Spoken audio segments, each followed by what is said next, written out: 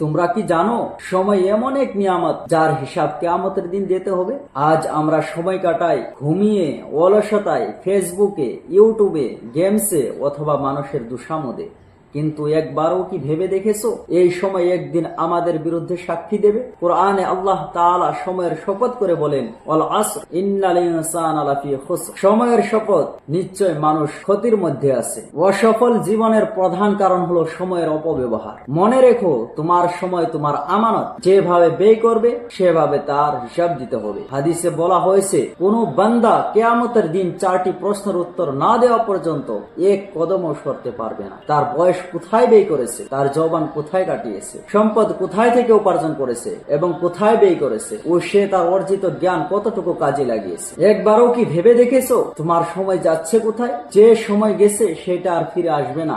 আজ হয়তো তুমি ভাবছো, আরে সময় তো অনেক আছে, কিন্তু হঠাৎ একদিন দেখবে বয়স পেরিয়ে গেছে, মুমিন হওয়ার সুযোগ ফুরিয়ে গেছে, তওবা করার মুহূর্ত আর নেই, সালাত বেকায়দায় হয়েছে, আমলনামা শূন্য।